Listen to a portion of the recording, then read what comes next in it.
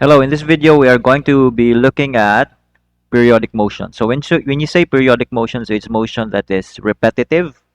So the simplest system that we can think about is if you have a spring, right?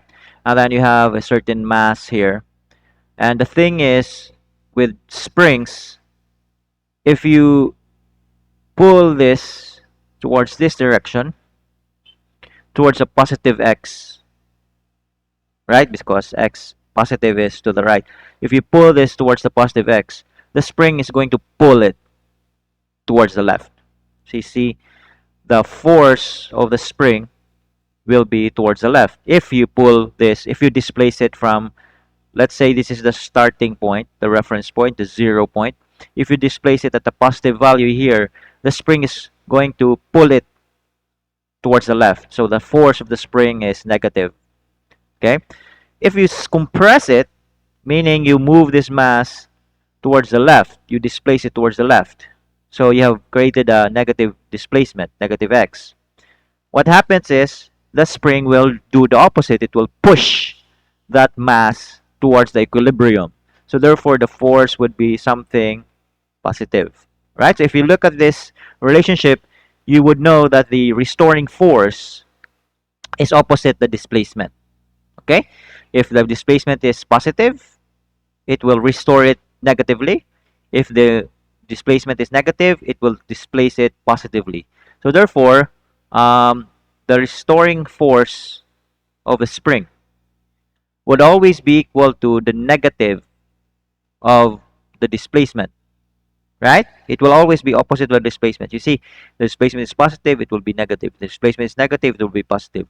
So it will be the negative of whatever displacement is, but obviously this is force, this is displacement, so this is in newtons, this is in meters, so therefore there must be some factor, and that factor we'll just call it k, and that k is the spring constant.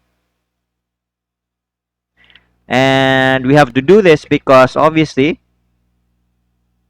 the spring is not springs are not created equal. There are springs that are a little bit more elastic, so you can push it easily.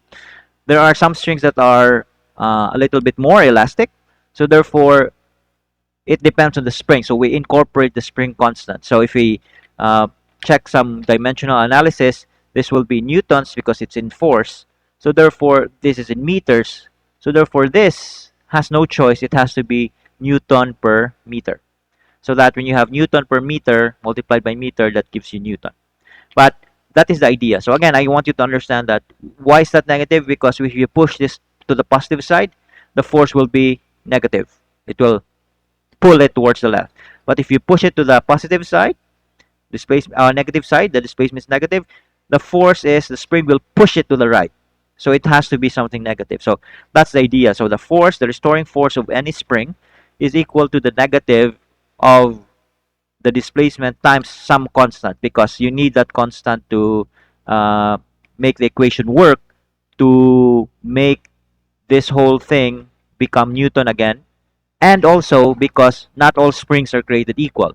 Springs that are, let's say, thicker would have you can imagine that their K would be much bigger, meaning the force that they can exert per amount of meter that you push it or you stretch it will be much stronger. Okay, so that's the idea. So let's park that idea here. So the restoring force of a spring is negative the spring constant times the displacement.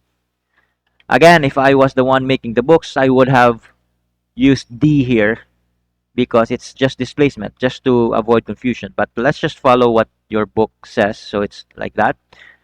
And then I want you to understand that we have the second law of Newton. The second law of Newton says that the net force of anything is equal to the mass of the object it's pushing times the acceleration of the result. The result, which is the acceleration of that mass. Or in other words, acceleration is net force divided by the mass, right? So that's the idea. So if you have a spring right? And let's say the equilibrium point is here, but then you have stretched it at a positive x. So there will be a force on that mass. And if you want to know the acceleration, you just simply take the net force and then divide it by mass.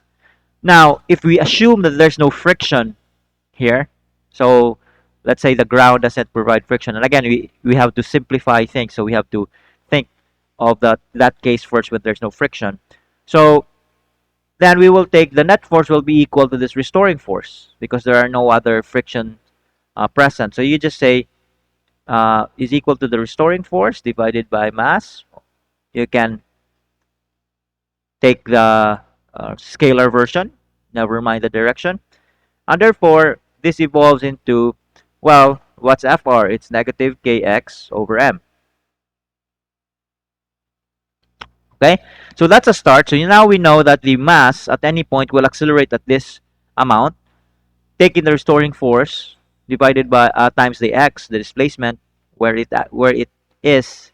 By the way, the zero here is must be set at the resting point, right? At the point where the mass would rest if you did not stretch it or if you did not compress the spring, right? So this is the idea. However, this is much more complicated because if you notice, okay, sir, I can calculate the acceleration, but once the mass accelerates, let's say the mass now accelerates towards the left because you have stretched it toward to the right, so it will accelerate to the left. Let's say it moved halfway. When it moved halfway, the x will now have changed because it's not now x, it's now half the x, right? So this will change. These are the same. The acceleration will change. So therefore, it has a different acceleration already. So therefore, the acceleration here is not like the acceleration due to gravity, where acceleration is always negative 9.8 meters per second squared. Here, the acceleration changes depending on where the mass is. You see, because the acceleration depends on the restoring force divided by the mass, right? But the restoring force depends on the displacement. If you've stretched it very far, the restoring force would be stronger. If it is at the resting point, the restoring force is zero. And if you compress it to the right, the restoring force would be something that would, or if you compress it to the left rather, its restoring force would be something positive. So you see, the acceleration of this is not uniformly accelerated. So that's what I want to point out first. It's not uniformly accelerated. So you cannot just use the simple equations like the displacement is VIT plus 1/2 AT squared, or in this case, in this context, we use x. So x equals velocity initial times time plus 1/2 AT squared. These equations do not work because the acceleration is not constant. For this equation to work, acceleration must be constant. That's why we use this in projectile motion, because in projectile motion, in the y-axis, the acceleration is only 1. It's always negative 9.8 meters per second. It's not changing. That's why we can use this. So I guess this video is just a precursor. I'm just telling you that this is why when you have simple periodic motion, like a mass spring system, our equations become a little bit more difficult, yes, but it still is based on Newton's second law, right?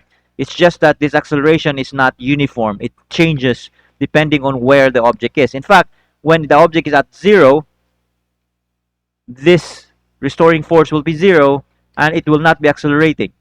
Okay? So again, that's just a precursor. I'm just telling you that this is the reason why equations in periodic motion is a little bit more difficult, but it still is based on Newton's second law.